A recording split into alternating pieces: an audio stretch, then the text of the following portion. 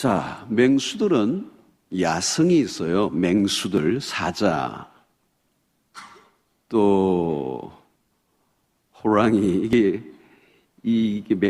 그 안에 이 본성적인 이게 뭐냐면 야성이 있어요. 아무리 동물원에 가두어서 새끼 때부터 막 우유 먹이고 막 매니큐어 칠해주고 해도 야성이 있어요. 그래서 잘못 건드리면 달려든다고요. 너무 예쁘게 키워도 안에 야성이 있어요. 그러니까 울타리를 넘어버릴 수도 있고 사람을 덮칠 수도 있고, 아무리 오랫동안 몇 대를 해가 새끼를 키우고 그 밑에 해도 그 안에 본성적인 게 야성이 있어요. 거친 들판에서 막 달려가는.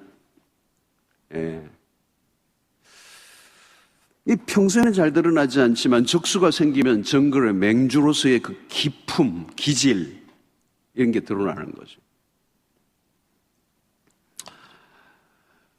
여러분, 우리에게 신자의 야성이라는 게 있습니다. 오늘 읽으신 본문을 보면 이제 이 내용이 그거의 야성이에요. 한 번은 집에 가서 찾아야 들여다보세요. 가슴이 뛸 정도로 믿음을 가진 자들의 삶이, 나중에는 그런 말 하잖아요. 오늘 이 본문에서 마지막 읽었던 구절에 이런 사람은 세상이 감당하지 못하느니라. 무수하는 게 없어요. 칼날을 무수하지도 않고 믿음으로 나라를 이겼다. 나라를 이겼다. 사자들의 입을 막아버렸다. 이런 거 아니에요? 불의 세력을 멸했다는 거죠. 여자들은 자기의 죽는 것을 부활로 받아들이기도 해요. 죽는 거 안 무서웠다는 거예요. 고문을 받되 구차히 풀려나기를 원하지 않으면 구차한 인생을 안 살았어요. 죽으면 죽는 거지. 구차하지 않았어. 그러니까 여기 단어 하나를 보면 이게 막 아침에 듣기에는 막 아주 무서운 단어들이요. 조롱과 채찍질, 결박, 옥에갇힌 시련, 돌로 치는 것, 톱으로 켜는 것, 이게 다 그리스도인들을 흔들어 놓을 수 있는 강력한 야성. 이게 믿음의 사람들이 살아가는 본래의 모습이에요. 평소에는 세상 사람들과 별반 차이 없어 보이는데 결정적인 순간에는 이게 드러난다는 거예요. 이게 진짜 신자는 이게 있는 거예요. 부활의 신앙이 있는 거죠. 죽으면 죽고 살면 살고, 망하면 망하는 거고 진리는 진리대로 내가 살아가는. 참 신자인지 아닌지를 알려고 하면 어려운 순간에 직면해보면 금방 알아요. 그러니까 이게 사자인지 호랑이인지 하면 자꾸 건드려보면 나와요. 근데 아무리 건드려도 막 안기고 이러면 고양이야.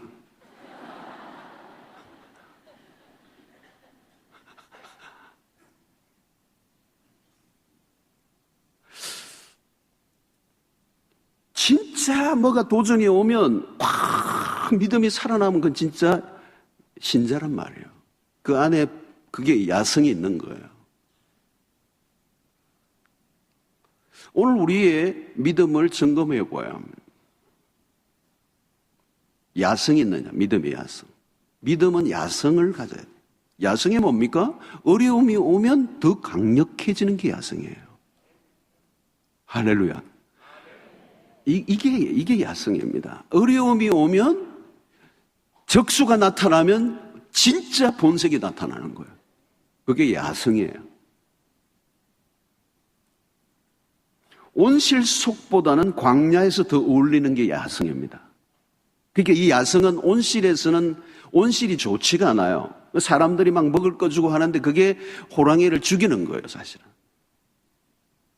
호랑이를 호랑이답게 만들지 못하는 거, 사실 그 인간들이 구경하려고 그래 놓은 건데, 호랑이는 그게 원치 않아요. 호랑이는 거친 들판, 내가 막 달려가서 잡아먹고, 이게 호랑이에요.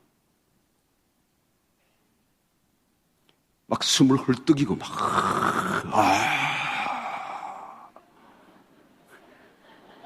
우리 주일학교를 위해서 내가 좀 얼굴을 좀 망가뜨리고 싶었는데.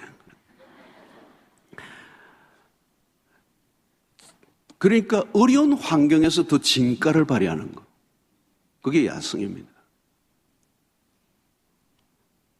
그러니까 여러분, 절대로 이런 맹수들은 죽을 때 죽더라도 기가 안 죽어요. 기가 안 죽는다니까. 장렬하게 죽을지언정 그 기품은 잃어버리지 않는 거예요. 그게 맹수들이 가지고 있는 야성입니다.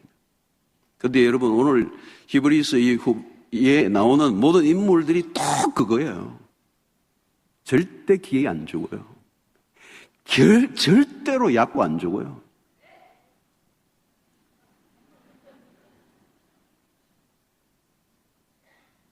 그러니까 잡초 같은 거하고 비슷해요. 밟으면 더 신이 나요.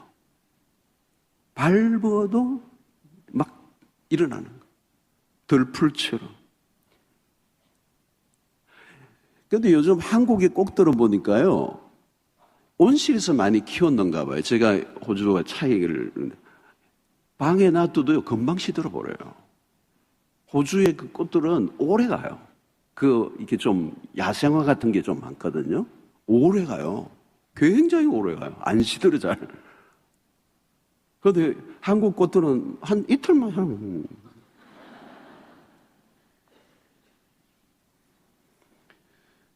사실 여러분, 우리 한국교회 믿음의 선배들도 야성이 있었습니다.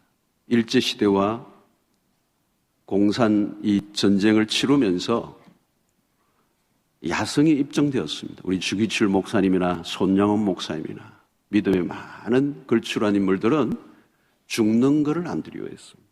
죽으면 죽으리라. 우리 안희숙 여사처럼 죽으면 죽으리라. 그러니까 맞짱을 떴어요. 맞짱을. 당당하게 떴다고. 그런데 오늘 현대 그리스도인들은 야성미가 사라졌죠. 이전보다는 많이 세련됐어요. 굉장히 세련됐어요. 이전에는 여러분 어땠습니까? 찬 마룻바닥에서 창문도 제대로 없는, 저도 그 개척교회 경험을 했습니다만 막 몰아치는 방석도 뭐 제대로 있나요? 그냥 꿇어 앉아서 기도하는데. 그래서 제가 아는 우리 모셨던 목사님도 그 관절염이 왔죠. 그냥 밤을 새우고 철야를 그냥 했어요, 많이. 여기도 그런 분들이 많이 계실 거예요. 그냥 철야를 많이 했어요, 그냥. 어려움이 있으면 그냥 교회 가서 뒤집어 쓰고 그냥 철야한 거예요, 철야. 꼬박 철야한 거예요. 그게 야성입니다. 그래도 답답하면 산에 올라가지고 소나무 뿌리 뽑았다고요. 소나무 뿌리는 뽑아야 된다 그러니까 이제 올라가서 만만한 게 뭔가 이렇게 보기도. 그게 야성입니다. 근데 요즘 우리가 더운데 약간 에어컨만 안 틀어도 우리 예배 못 드립니다. 이 교회 서비스가 좀 약하네, 뭐 이제.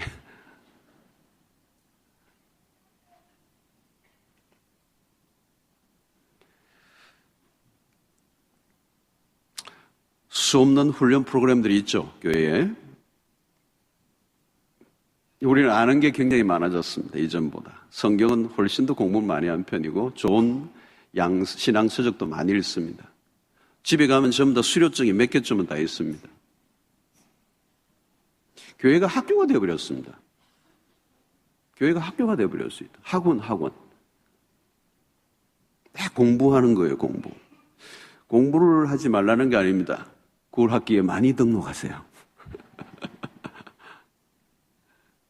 이게 중요한 것은 뭐냐면 우리의 믿음의 야성을 키우는 것이어야 된다.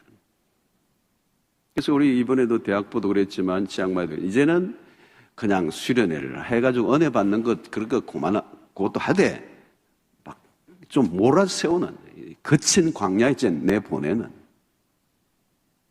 실제적으로 자신의 삶에 그냥 헌신을 하는, 희생을 하는, 땀을 흘리는 위험하고 좀 모험스러운 그런 것들을 하게 하는.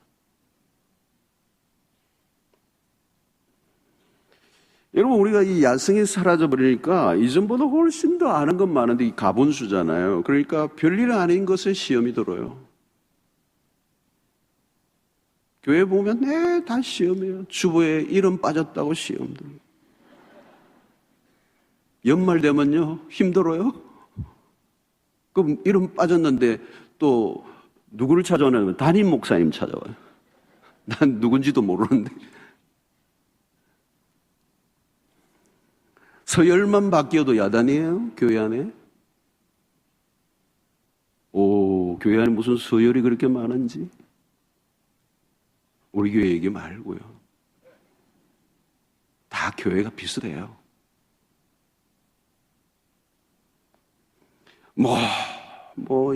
이 직분자 선출 홍역이에요, 홍역. 이건요, 히브리서 11장에는 없는 얘기예요.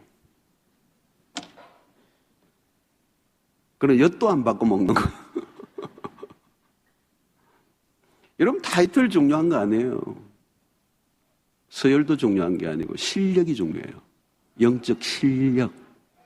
실력이 없는데 타이틀은 뭐예요? 아무 소용없어요. 목사 타이틀 오늘 아무도 안 알아줘요. 요즘 목사들이 하도 사고를 많이 치셔서 저는 목사를 그만하고 싶기도 하는데 지금.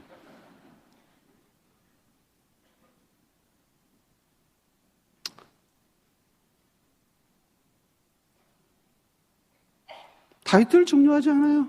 오늘 시대. 내일 제가 그 얘기를 좀 더 하겠습니다. 직분에 목 매지 마세요. 시대가 갔어요. 세월이 세상이 바뀌었다니까. 예. 무슨 직분 때문에 존경해 주던 시대는 지나갔어요. 다른 세상이 왔다니까요. 제가 목사기 때문에 그거 아니에요. 그게.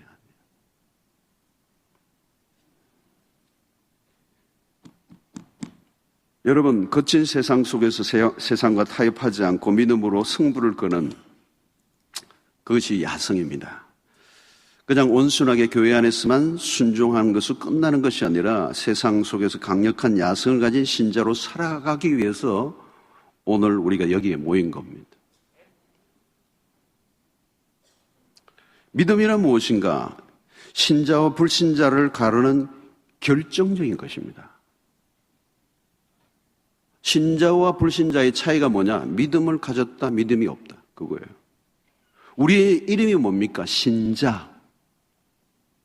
신자. 믿는 자. believe. 믿음으로 살아가는 자. 믿음이 우리의 삶의 동력인 삶. 믿음이 우리의 삶의 모든 행동의 요인이 되는 삶. 그게 신자예요. 우리는 믿음으로 살고 믿음으로 죽고 믿음으로 시작하고 믿음으로 끝내고 히브리서 11장 보면 믿음으로 믿음을 빼면 우리는 nothing, 아무것도 아니에요. 믿음을 빼버리면 종교 노름이 되는 거예요. 종교 놀이. 아무것도 안 해요. 우리가 누구를 믿고 삽니까, 그러면? 하나님, 절대자, 유한한 인간이 절대자 하나님을 믿는 거죠. 우리가 가진 믿음의 진가는 우리가 믿고 있는 그 대상을 얼마나 믿는가에 따라 결정이 되는 거죠. 여러분, 종이 한 장은 그냥 한 장이에요. 이게 종이 한 장이면은 이거는 아무것도 아니죠. 이게 딱 하면 구멍 나죠. 찢어버리면 찢어지고. 물방울 하나만 떨어져도 그냥 너덜너덜해진다고요. 근데 이거를 콘크리트 벽에, 강력한 콘크리트 벽에 쫙 붙여버리면 못 찢어요. 구멍 내다가 손가락 부러져요? 우리 믿음이라는 게 그런 겁니다. 하나님께 완전히 하나님을 신뢰하고 하나님께 밀착된 삶. 우리는 정말 약하지만, 종이가 약하지만 콘크리트 성분에 붙어버리니까 이거는 콘크리트예요. 유한한 인간이 무한하신 하나님과 하나 될 때 괴력이 나타난다. 히브리 11장에 나오는 믿음의 위인들을 보면 많은 사람들이 등장합니다. 믿음의 영웅들을 보면 그들이 생명을 보여요. 그래서 오늘 38절의 말씀처럼 세상에 감당하지 못한다. 세상에 아무도 한 사람이 나라를 이겨요. 어떤 시련과 핍박에도 조금도 기죽지 않고 그대로 정면 돌파, 돌격 앞으로. 어떻게 그렇게 살 수 있었는가? 히브리서 11장은 딱 하나예요. 믿음으로. 그러니까 이런 믿음 하나가 얼마나 대단한가를 우리에게 말씀하는 거예요. 믿음의 야성이에요, 그게. 아무도 감당할 수 없는. 이건 온실 속이 아니에요. 거친 들판에서 살아내는, 죽음을 두려워하지 않고 진리를 실천해내는 용기. 믿음은 야성을 드러내는, 상황에 무릎을 꿇지 않고 믿음으로 삶의 어려운 현실에 정면으로 맞부딪히는 것. 자, 그러면 믿음의 야성을 우리가 회복하기 위해서 좀 우리 아침에 살펴보고, 첫 번째는 두려움에 맞서야 합니다. 믿음으로 사는 길은 이전의 삶에 살아가던 방식에서 벗어나는 겁니다. 이전에 살아가던 삶이 아니라 전혀 다른 삶이야. 새로운 길로 걸어가는 거예요. 그러니까 익숙했던 내 삶의 방식을 벗어 던져야 그게 믿음이에요. 똑같이 살면 그건 믿음의 길이라고 말할 수가 없어요. 믿음의 길은 익숙한 삶에서 떠나는, 지금까지 살아온 삶의 패턴을 정리해야 되는 거예요. 그러니까 그러려고 하면 뭐예요? 익숙하고 편안한 삶을 거부해야 합니다.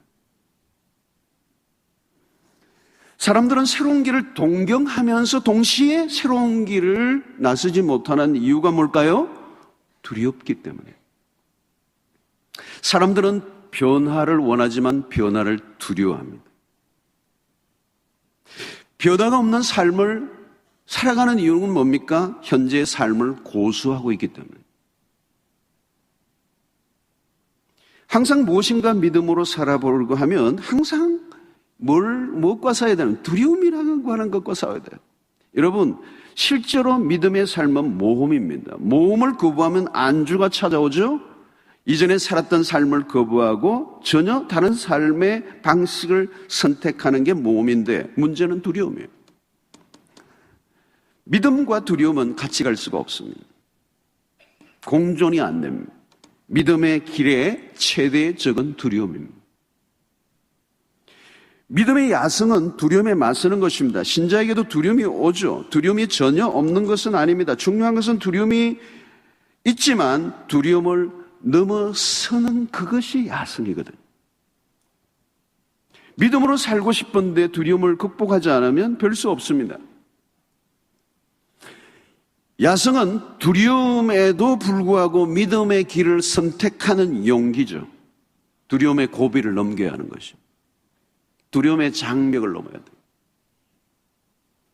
여러분, 오늘도 우리 시대 속에 우리의 자녀들을 키울 때도 마찬가지. 두려움이 와요. 이 세상에 이런 것과 맞서 다른 방식으로 키우려고 하면 두려움이 오죠. 그 두려움을 극복하지 못하면 세상의 방식을 따라야 되는 거예요. 여러분, 사탄이 주로 하는 일이 뭡니까? 진짜 사탄이 늘 아주 하는, 밥 먹고 날마다 하는 게 뭐냐면, 밥을 안 먹겠지만 두려움을 주는 애. 신자들에게 두려움을 주는 거예요. 그러나 여러분, 우리가 속지 말아야 할 것은 사탄은 겁만 준다는 거예요. 여러분, 두려움은 그냥 두려움이에요. 두려움은 하나의 감정의 상태이지 그게 실체가 아니라고요.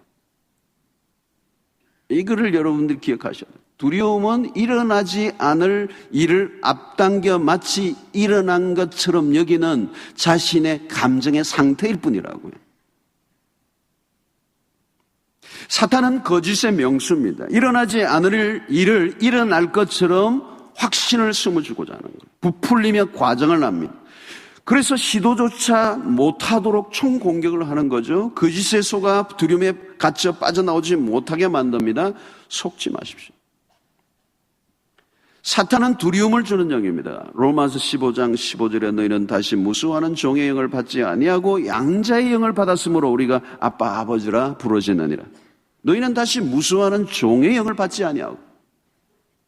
여러분, 이 세상은 전부 다 두려움의 영입니다.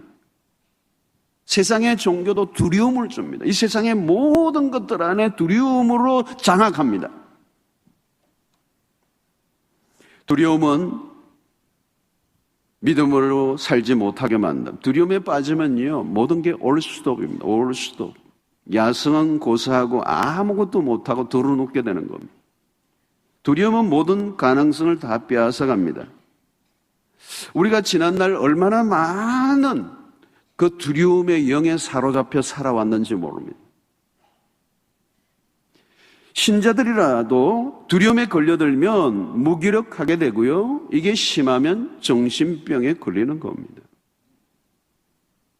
정신병의 굉장히 핵심적 요인은 두려움입니다. 이 두려움의 덫에 빠지면 새로운 삶을 살 수 없습니다. 믿음의 삶을 살 수 없습니다. 말씀대로 살 수 없습니다. 말씀을 적용하려고 하면 두려움이 오는데 어떻게 해요? 아무것도 할 수가 없습니다. 야성이 빠지면 동물을 우리 안에 갇힌 사자와 똑같습니다. 소리만 지르지, 고기만 축내지 맹수가 아닙니다. 우리는 두려움과 싸워야 돼요. 신자로서의 승리의 삶을 살기 위해서, 신자로서의 기품을 유지하고 하나님의 백성답게 살고 세상에 승리하기 위해서 첫 번째 통과해야 할 관문이 두려움이라고 합니다. 우리가 기억할 것은 두려움을 자세히 들여다보면 앞서도 얘기했지만 실체가 없는 거예요. 사실은 속는 겁니다. 마귀가 주는 거예요. 두려움이라고 하는 감정,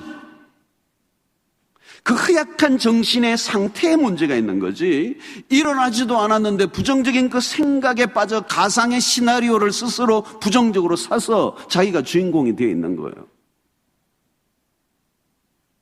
그 여러분 우울증에 걸리는 겁니다.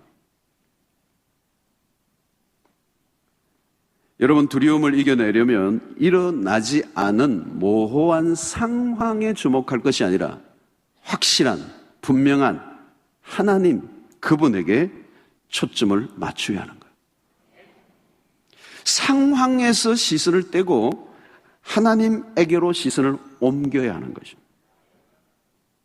히브리서 12장 1절, 믿음의 주요 또 온전하게 하시는 이인 예수를 바라보자. 믿음의 주요 또 온전하게 하신 이인 예수를, 그 다음에 뭐요? 바라보자.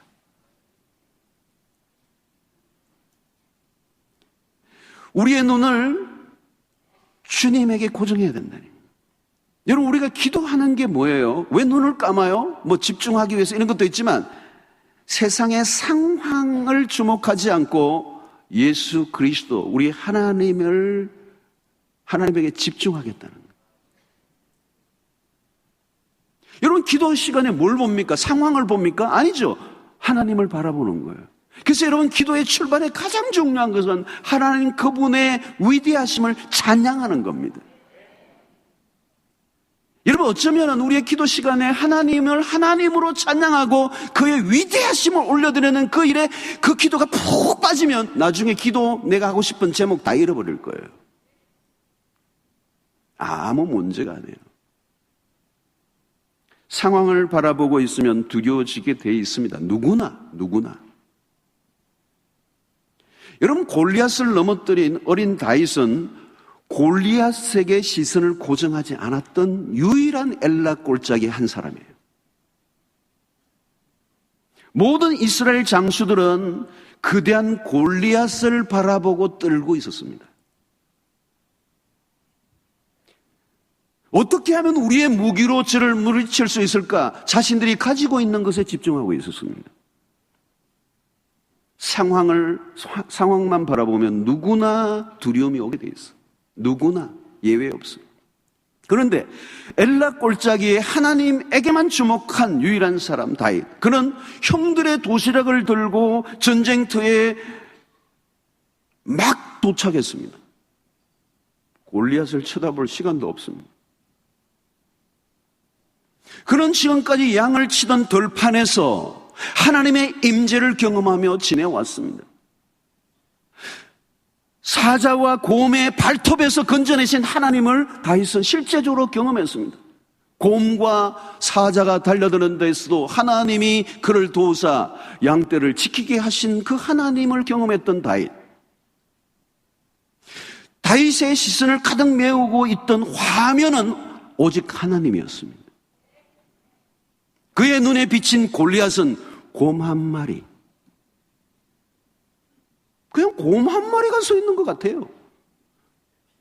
그래서 다윗은 무기를 들고 가라고 사울이 자기의 금과 모든 걸 맡기는데 다 주고 막대기 하나만 들고 나갔어.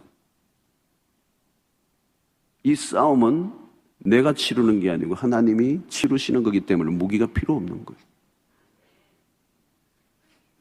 하나님에게 몰두한 다윗에게 골리앗은 곰 한 마리. 아빠곰. 뚱뚱해. 막대기로 치자. 그거예요. 두려움을 이겨내는 비밀이 여기에 있어요. 하나님을 바라보는 것입니다. 야성은 우리에게서 나오는 게 아니에요. 막 약성을 가져야지 그러면 되는 게 아니에요. 하나님으로부터 오는 것입니다. 하나님을 얼마나 절대적으로 신뢰하느냐에 따라 야성이 옵니다. 결정적인 것은 오늘 우리가 얼마나 부지런히 하나님의 임재를 바라고 하나님만을 바라보고 사느냐는 거예요. 왜 우리가 종종 실패하는가? 하나님보다 세상을 너무 열심히 바라보고 살고 있기 때문에. 하나님은 별로 바라보질 않아. 너무 열심히 세상을 바라봐. 너무 열심히 세상 속에 빠져서 세상에서 허우적거리고 상황에 허우적거리고. 여러분, 우리가 이렇게 새벽에 나와서 은혜로 무장하고 우리의 시선을 가득 메우는 그 하나님의 강력한 임재에 사로잡혀 있으면요, 두려움이 사라지게 돼 있어요. 여러분 나가보세요. 이렇게 기도하고 말씀 듣고 영적으로 충만한 상태에 나가면요, 빼는 게 없어요. 겁나는 게 없어요. 뭐가 겁나요?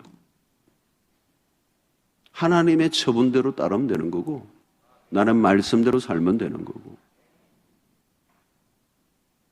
이게 상황이 맞니 안 맞니, 이 말씀 오늘 현실, 그 헛소리가 다 사라지는 거예요.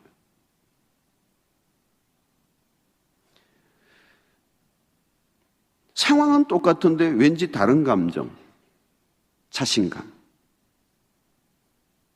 그때 도전을 할 수 있는 거죠. 여러분, 하나님에게서 눈 떼면 두려움의 영이 밀려옵니다. 두려움이 오면 믿음은 사라집니다. 믿음에서 멀어지면 하나님으로부터 멀어집니다. 그러면 삶은 시들시들해지는 것입니다. 믿음으로 두려움을 이기면 야성이 살아나죠. 모험을 걸 수 있는 담대함이 생깁니다. 그때 역사가 일어나죠. 하나님은 두려움을 이긴 사람을 사용하십니다. 아무리 약속의 땅을 다 준비해 놓아도, 아무리 기가 막힌 축복을 다 준비해 놓았어도 두려움의 강을 건너지 않는 사람을 어떻게 할 수가 없습니다. 이 아침에 두려움이 떠나가는 은혜가 있게 되기를 축원합니다. 하나님은 새로운 땅을 예비해 놓으셨어요. 여러분들의 삶에. 엄청난, 여러분들이 밟고 밟아도 끝이 안 날 하나님의 우리를 향한 축복의 지경과 영역들이 있어요. 상상을 할 수 없어요, 여러분. 나는 하나님 외에는 아무것도 두려워하지 않겠습니다. 이런 선포가 있기를 바랍니다. 나는 하나님 한 분만을 두려워하겠습니다. 세상을 두려워하지 않겠습니다.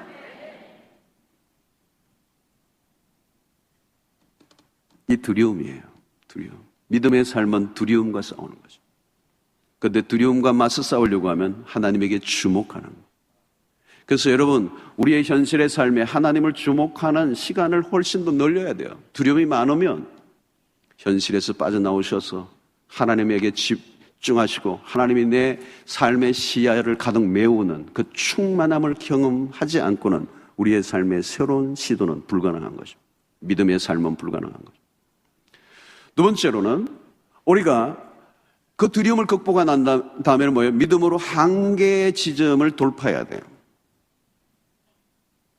데드라인이 어디든 있습니다. 여러분, 우리의 삶에 데드라인, 사람들이 그어놓은, 수없는 사람들이 실패하고 넘어지고 그래서 모든 사람들이 결론을 다 내리고 있는 데드라인, 이제 이 선은 넘을 수 없다라고 모두가 말하는 신화같이 마치 진리처럼 버티고 있는 거대한 데드라인. 여러분, 그 믿음의 삶은 그 데드라인을 지나가는 거예요. 한계에 도전하는 겁니다. 우리에게는 수없는 한계가 있습니다. 어떤 분은 이런 분이 있을 거예요. 나 이제 나이가 많아. 스스로 자신의 나이를 자기 인생의 한계로 그어놨어. 내가 이 나이에 뭘 하랴? 여러분, 하나님의 사람에게는요, 나이 많이 얘기하는 거 안 좋아요. 한 번만 제가 얘기할게요. 나이 많이 얘기하는 거, 나이 몇 살 거 얘기하는 거 별로 안 좋아요. 하나님 앞에서는 누구든 영한 거거든요. 모세가 120세까지 기력이 쇠하지 않았어요. 그 정도가 아니고요. 육체의 문제가 아니에요. 정신이. 하나님이 멈추라 해서 멈춘 것 뿐이지 가난을 밟을 사람이었어. 그 갈렙의 내 나이 85세로 돼 이 산지, 아무도 정복하지를 꺼려하는, 가지 않으려고 하는 그 땅을 향하여 이 산지를 내게 주소서. 85세로 돼. 믿음의 사람은 나이 얘기하는 거 아닙니다. 은퇴도 아니에요. 은퇴는 사회적 은퇴지 영적인 의미에서 은퇴는 없는 거예요. 우리 원로 목사님 어제 낮에 또 중국으로 가셨어요. 은퇴가 없잖아요.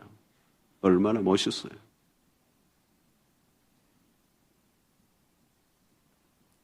이제 흰머리 물도 안 들이시겠대요. 그대로 받아들이시겠대요.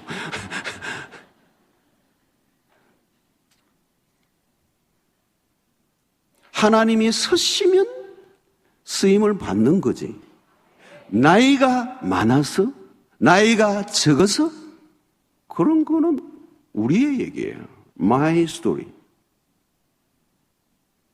하나님이 서시면 숨이 넘어가기 직전까지도 멋있게 쓰임 받으면서 마지막 그 호흡이 넘어가기 직전까지도 예수 믿어라. 그러고 수없는 사람들 모아놓고 마지막 기가 막힌 명연설을 하고 끝날 거예요.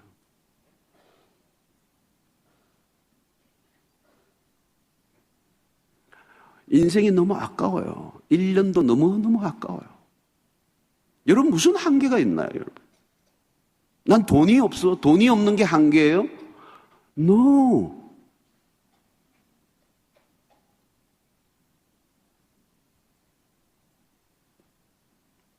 난 돈이 없어서 사업을 못하게. 아니에요. 성경의 얘기 아니에요. 성경에서 나오는 얘기 아니에요. 인간이 만들어낸 스토리죠.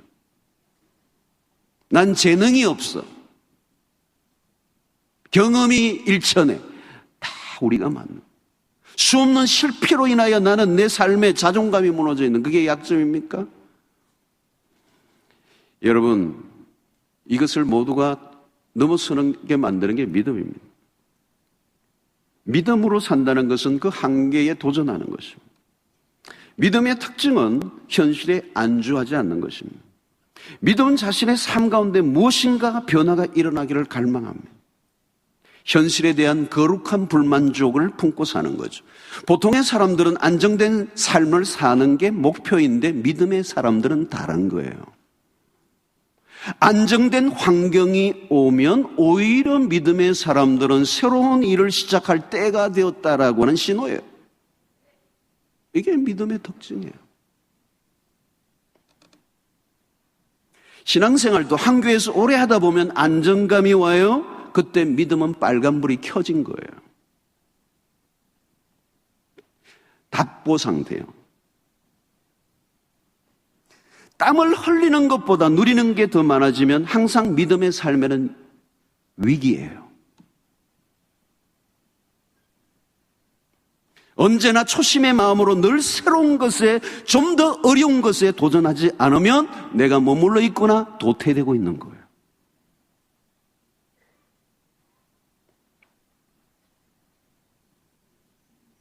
사역이 내가 열심히 하다가 안정이 되면 그 기득권을 누리는 게 아니라 그 일을, 안정된 일을 다른 사람에게 물려주고 더 어려운 자리로 찾아가는 일꾼이 많아지면 그 교회는 건강해지는 교회가 됩니다. 갈렙이 그랬거든. 그냥 분할한 땅을 그냥 내가 나이가 많으니까 내 거다 하고 터줏대감처럼 주저앉은 게 아니에요. 나는 새로운 땅을 가는 거예요.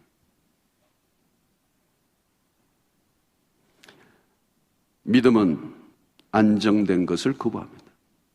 새로움을 시도합니다. 하나님의 부름을 받아 본토 아비집을 떠났던 아브라함은 우리의 믿음의 모델이죠.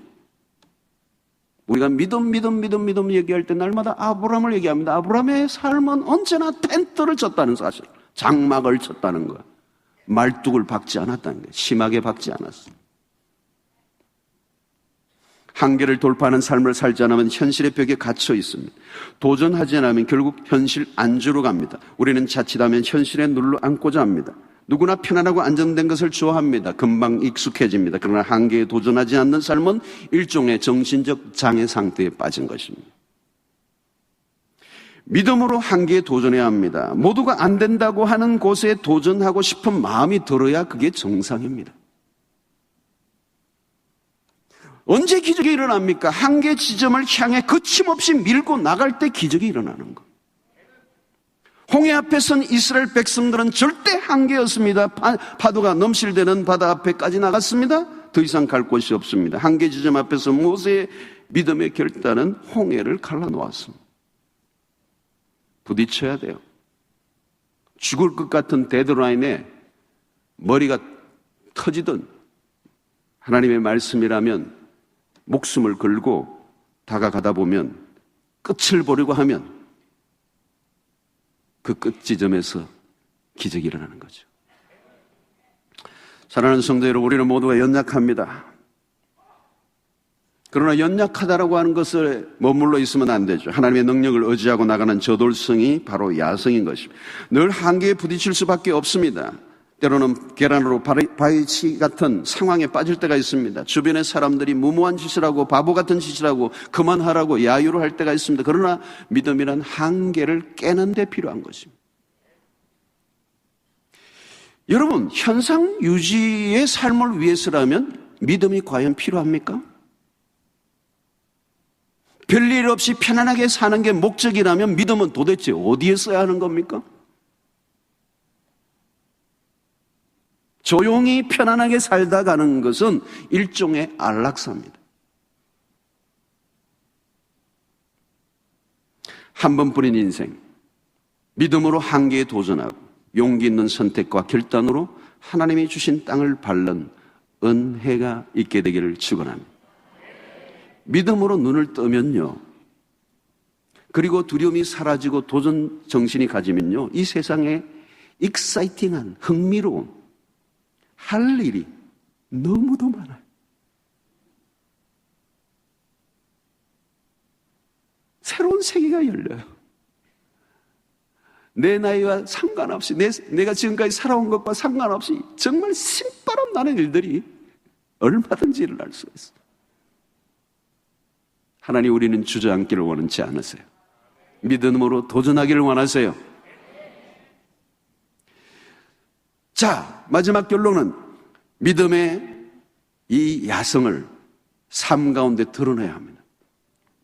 믿음은 교회 안에서 토론하고 나눔하는 것으로 끝나면 안 됩니다. 믿음은 우리끼리 좋다는 것으로 끝나면 안 됩니다. 믿음의 야성은 거친 삶의 현장에서 빛이 나게 되어 있습니다. 절대로 사자의 야성이 동물은 우리에서는 나타날 수가 없어요. 그거 돌아봐야 몇 바퀴 안 돼요. 어지럽기만 하고 서로 물어뜯기만 하고. 여러분, 교회 안에서는 우리의 믿음을 가름할 길이 없습니다. 교회 안에서 믿음을 평가한다는 것 자체가 불가능한 겁니다. 뭐 집회 열심히 오고 다 좋지만 그걸로 점수 매겨서 그 사람을 평가할 수 없습니다. 믿음은 삶의 현장 속에서, 치열한 삶의 현장 속에서 어떻게 믿음으로 적용하며 살았는가. 교회 안에서의 점수가 아니라 교회 바깥에서 점수를 가져와야 돼.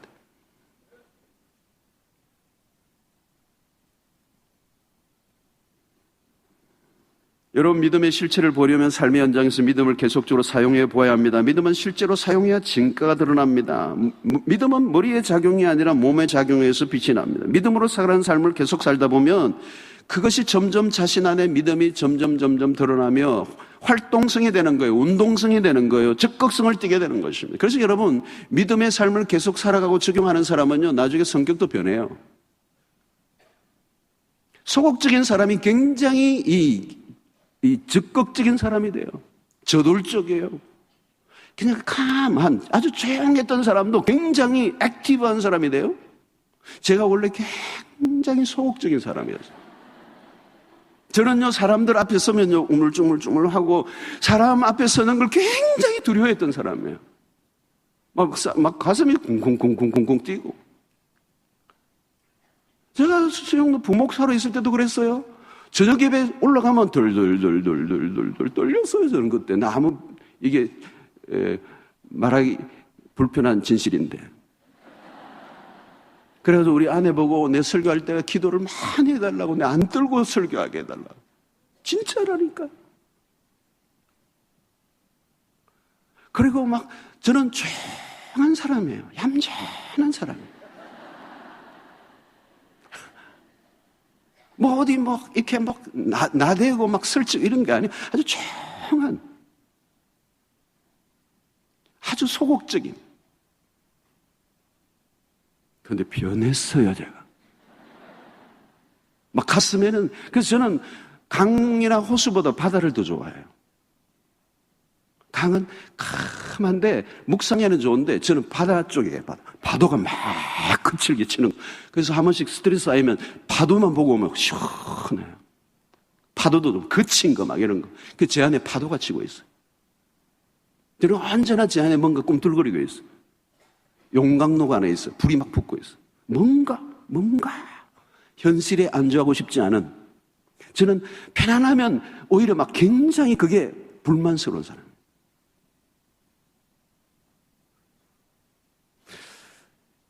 여러분, 믿음의 삶은 우리의 삶의 스타일을 바꾸고요. 믿음은 우리의 삶의 흥분을 일으킵니다. 사건을 일으키게 해요. 아무도 생각하지 않은 길로 달려가게 하는 거예요. 여러분, 우리는 믿음의 삶을 이제 증명해야 합니다. 드러내야 합니다. 교회 안에서 아무리 아멘 할렐루야 해도 그것으로는 안 됩니다. 여러분, 우리 우스갯소리가 있죠. 어떤 사람이 절벽에서 떨어지다가 나뭇가지를 딱 붙들었어요. 그래서 막 지금 막 이제 떨어지면 죽을 것 같아가지고, 거기 누구 아무도 없어요. 나 좀 살려주세요. 그러니까 위에서 그래, 그 나뭇가지를 놓아라. 그러면 괜찮다. 받아줄 거다. 누구예요? 하나님이다. 그러니까 하나님 말고 다른 사람 없어요. 그랬다고 그러잖아요. 하나님이 나뭇가지를 놓아라 하면 놓으면 사는데,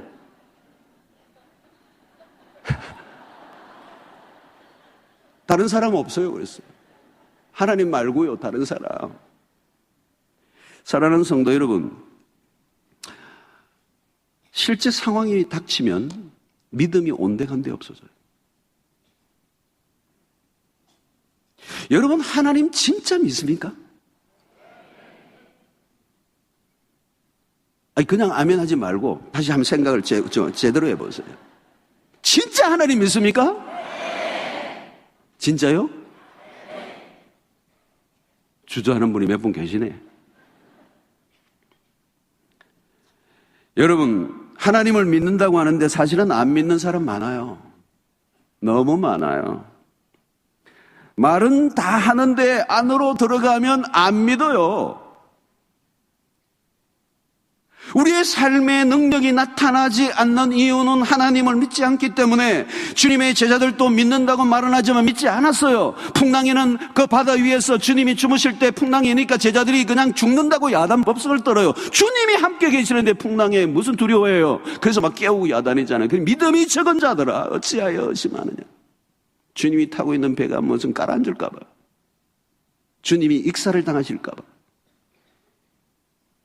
여러분, 믿음은 하나님의 말씀에 나를 완전히 맡기는 것입니다. 내가 보기에는 망할 것 같아 보여도 말씀하신 것에 나의 전부를 거는 것입니다. 말씀이 깨달아지면 실천해 보는 것입니다. 믿음은 추상명사가 아닙니다. 믿음은 동사입니다. 논문을 써서 제출하는 게 아니라 삶으로 증명해야 합니다. 버리라면 버리고 떠나라면 떠나고 포기하라면 포기하고 손해보라면 손해보고 행동하라면 행동하고 순종하라면 순종하는 거예요. 그게 믿음이에요. 해보는 거예요. 해보는 거. 믿음으로 행할 때 능력이 나타나는 것입니다. 믿음으로 행할 때 기적이 일어나는 것입니다. 내 믿음대로 되리라 말씀하셨어요. 믿음으로 여러분, 우리의 삶을 기억하십시오. 믿음으로 상급만 우리에게 남을 것입니다. 행동으로 말씀을 믿고 행동으로 옮긴 것만 내 인생이 되는 거예요. 말씀이 아무리 풍성해도 소용없어요. 말씀대로 살아보았더니 그 말씀이 진짜더라 라고 하는 수준이 되면 그것이 능력이 되고 나의 삶의 권세가 되는 줄로 믿습니다. 여러분, 우리가 진짜 믿음으로 살면 하나님의 능력이 나타납니다. 믿음의 역사를 통해서 하늘의 능력을 경험하게 될 때 우리의 삶의 놀라운 권세들이 흘러나오는 것입니다. 여러분, 믿음으로 무엇인가를 시도했을 때 남들이 안 된다고 했는데 되는 것을 보여주어야 되는 것입니다. 아무리 말로 능력해도 소용없습니다. 구체적으로 살아보아야 합니다. 우리의 삶의 믿음으로 사는 가운데 능력이 나타나는 것입니다. 믿음으로 하늘의 권세가 나타나는 은혜가 있게 되기를 바랍니다. 말씀으로 살아보니 되더라. 믿음의 역사를 눈으로 목격하는 역사가 있게 되기를 축원합니다. 여러분, 복음의 능력 아무리 말을 해도 소용없어요. 복음의 능력을 언제 경험해 봅니까? 복음을 전해 보았더니, 내가 기도하고 복음을 전해 보았더니 그 복음 앞에 꼬꾸라지는 영혼을 볼 때, 야, 이게 복음의 능력이구나 라고 하는 것을 실감하게 되는 거죠. 아픈 환자가 있는데 그것을 그냥 두고 끝나는 게 아니라 어떤 때는 하나님이 내게 강한 마음을 주시면 그 사람을 두고 끊임없이 금식하고 기도하면서 그 환자를 살려내는 경험을 해보았을 때 능력이 나타나는 거예요. 그게 여러분, 기도했는데 살아나는 걸 보고 일어나는 걸 볼 때 여러분, 이게 이제 야성이 살아나는 거예요. 한 번도 해본, 약 먹으라 그래. 약은 먹고 병원도 가야 되죠. 그러나 때로는 하나님께서 우리에게 어떤 역사를 펼쳐주실 것에 대한 기대감을 갖고 도전해보는, 하나님이 누구를 도우라고 하셔서 도왔더니 그 다음 단계에 하나님이 곱슬어 주시더라. 문제를 가지고 철회하고 기도하고 금식하고 매달렸더니 기적이 일어났더라. 오랫동안 맺혀있던 사람을 용서하라고 해서 힘들었지만 말씀대로 용서를 했더니 하나님이 의외로 우리의 가정의 모든 수십 년 묵은 문제를 풀어주시더라. 뭘 해보고 하나님의 말씀이 진리인 것을 경험하는 역사가 일어나야 되는데, 액트, 행동하라는 거예요. Do it, 해보라는 거예요. 말씀을 듣고 그대로 행하면 하나님이 우리에게 기적을 보여주시고 문이 열리게 하시고 살아나는 역사가 일어나고, 누가 안 된다고 했냐? 되더라!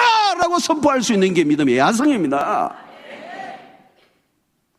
여러분, 우리가 쪼그라들고 숨어들고 꼬리를 내리고 자꾸 우리의 믿음의 변명이 많아지고 사설이 많아지고 말이 많아지고 행동이 줄어들고 믿음의 진가를 드러내는 삶을 우리가 포기해버린다면 여러분, 우리가 세상 속에서도 이제 멸시를 당하게 되는 거예요. 어떤 때는 이러면 정면 승부를 걸 수 있습니다. 직장에서 사장님, 우리 기업이 이렇게 힘들어지고 있는데 제가 어느 날 기도하는데 제 마음에 기도하는 가운데 강력한 마음을 주시는데 사장님이 이렇게 하기만 하면 다시 살아난다는 말씀을 제가 새벽기도 우리 사업을 위해서 기도하는 가운데 하나님이 말씀하셨습니다. 여러분, 이런 선포를 해서 그것이 그대로 했대 살아나는 역사를 여러분 경험해 보셔야 되는 거예요.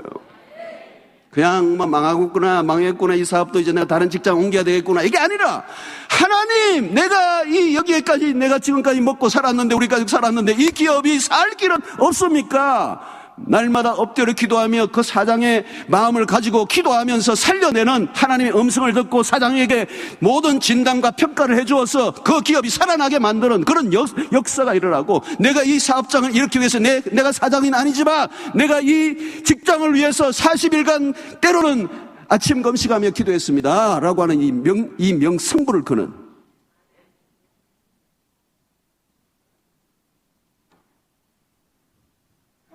사역을 가운데도 마찬가지예요. 밤낮으로 기도하고 믿음으로 했더니 배가 되는 부흥을 하나님이 이렇게 주셨습니다. 이런 실제적인 믿음의 증명이 우리에게 드러나지 않으면 우리의 말은 다 헛되게 되는 거예요. 말잔치는 끝내고 실제적으로 삶을 살아내는 믿음의 명성부를 걸고 믿음의 야성이 살아나고 하나님의 진리가 진리인 것이 드러나는, 행동 안 할 바에는 말도 하지 말고 한계를 돌파하고 장애물을 뛰어넘고 새로운 세계를 경험하는 하나님의 역사를 실제적으로 체험해보지 않으면 영권이 생길 수가 없습니다. 이제 말은 소용이 없고 멋있는 미사여구도 다 치우고 멋진 계획서도 다 치우고 진짜로 내가 하나님을 믿냐부터 시작해야 돼요. 진짜 하나님을 믿냐? 진짜 하나님의 말씀을 내가 믿고 있느냐라고 하는, 그게 믿어진다면 두려움을 걷어내고 새로운 일에 거침없이 도전해서 망하면 망하고 실패하면 실패하고 하나님이 하라고 하시는 대로 했더니 여기까지 왔다고. 여러분, 상황에 타협하지 않게 되기를 바랍니다. 좀 거칠게 예수를 믿으시게 되기를 바랍니다. 말씀을 말씀으로 믿으시게 되기를 바랍니다. 물러서지 않게 되기를 바랍니다. 두려워하지 않게 되기를 바랍니다. 하나님이 말씀하시면 그대로 할 수 있게 되기를 바랍니다. 우리의 이성과 우리의 경험의 세계를 뛰어넘고 하나님의 믿음으로, 주신 믿음으로 야성을 가진 삶을 통하여 하나님의 놀라운 일들을 날마다 경험하는 은혜가 여러분들에게 있게 되기를 바라고, 여러분들 안에 있는 그 야성, 히브리서 11장에 있는 그 믿음의 선조들의 그 야성,